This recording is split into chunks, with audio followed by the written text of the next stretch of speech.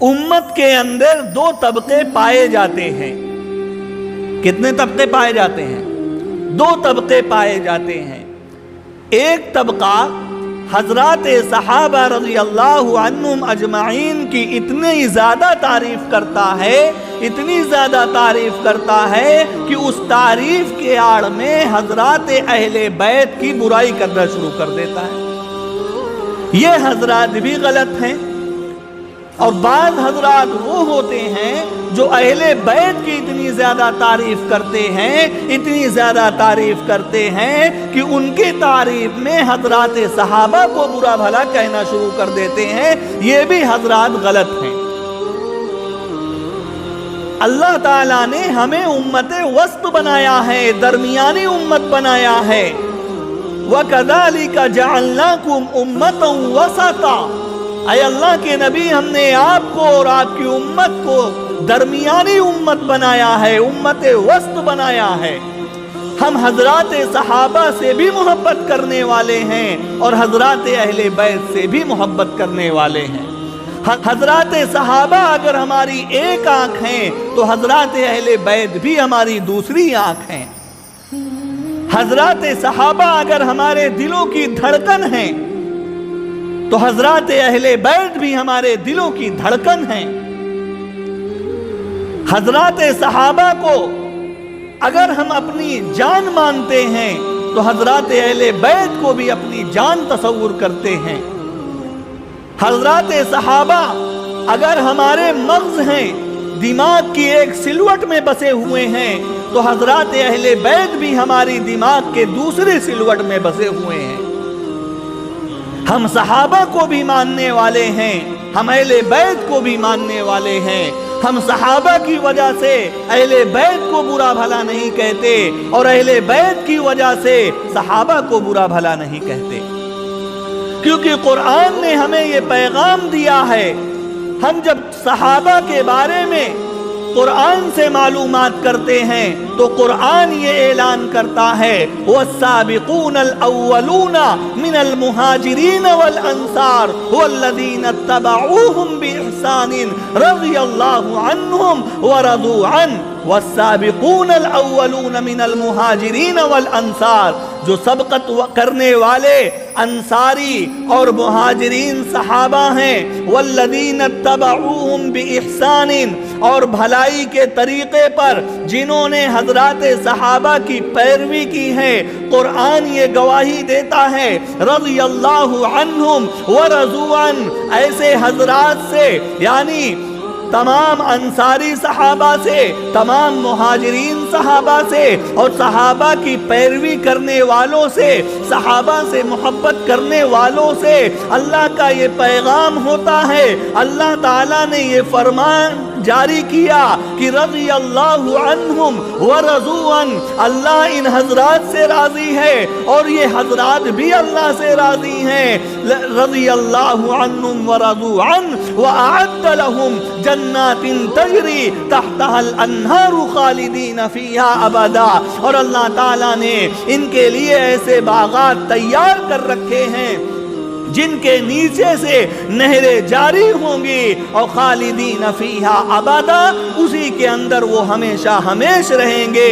ذالک هو الفوز العظیم، یہی سب سے بڑی کامیابی ہے۔ جگہ جگہ پر اللہ نے حضرات صحابہ کے بارے میں فرمایا رضی اللہ عنہم ورضوا عنہ، اللہ ان سے راضی ہے اور یہ اللہ سے راضی ہیں۔ کہیں پر وَكُلٌّ وَعَدَ اللَّهُ الْحُسْنَى، اللہ کا یہ فرمان ہوا کہ ان تمام سے اللہ تعالیٰ نے بہترین وعدہ فرما کر رکھا ہے۔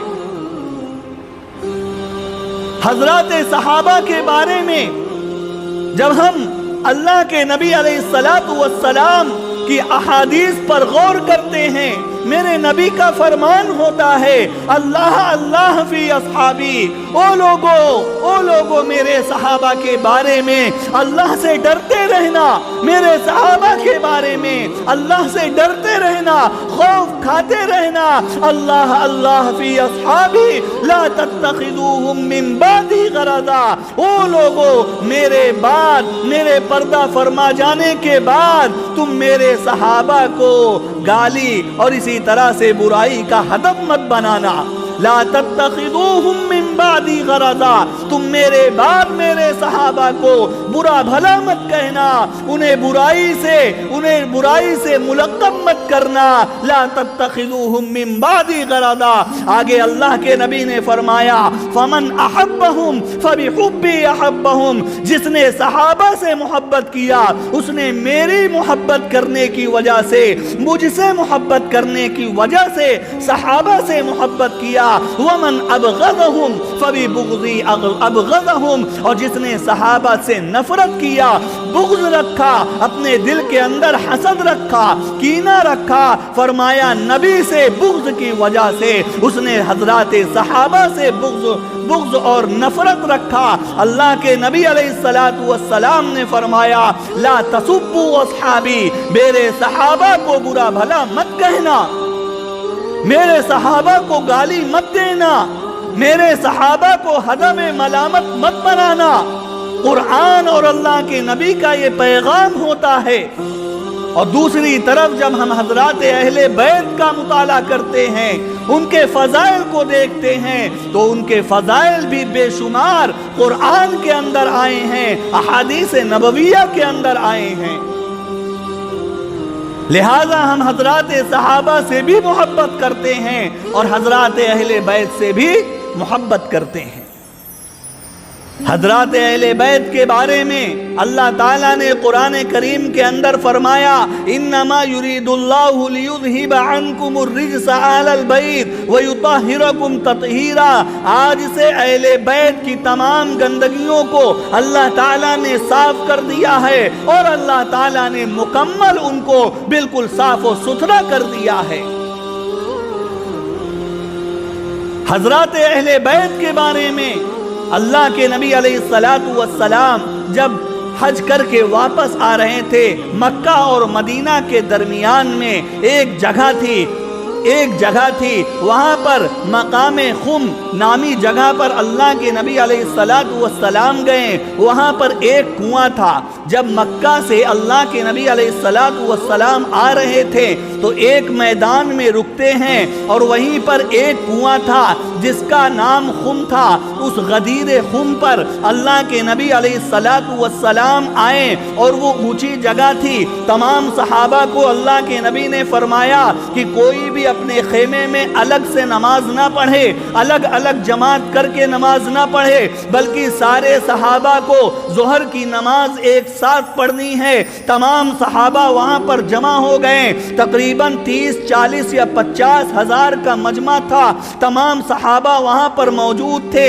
اللہ کے نبی علیہ السلام نے اس کنویں پر کھڑے ہو کر کے حضرت علی رضی اللہ تعالی عنہ کو بلایا اور آپ کا ہاتھ پکڑ کر کے اللہ کے نبی علیہ السلام نے ایک زبردست تقریر کی، اس کے اندر قرآن کے فضائل کو بتایا، اسلام کی ساری چیز کو بتایا، اور آخری میں اللہ کے نبی نے فرمایا من کنت مولاہ فعلی مولا، سن لو میں جس کا دوست ہوں علی بھی اس کے دوست ہیں۔ اور اللہ کے نبی نے اس آخری خطبے میں یہ بات ارشاد فرمائی کہ او لوگو میں تمہارے درمیان میں دو چیزوں کو چھوڑ کر کے جا رہا ہوں، کوشش یہ کرنا کہ اسے تم مضبوطی سے پکڑ کر کے تھامے رکھنا، اسے مضبوطی سے اپنے سے چمٹائے رکھنا۔ وہ دو چیزیں کیا تھی؟ فرمایا ایک تو اللہ کا قرآن ہے جس کے اندر ہدایت اور روشنی ہے، اور دوسرے میرے اہل بیت ہیں، لہذا اہل بیت سے محبت کرنا یہ ایمان کا جز ہے، اور اہل بیت سے نفرت کرنا یہ اپنے اندر منافقت کی علامت ہے۔ اللہ کے نبی علیہ السلام نے اہل بیت کے بارے میں بے شمار احادیث بتلائی ہیں۔ وقت آنے پر ہم انشاءاللہ آئندہ اس کا تذکرہ کریں گے.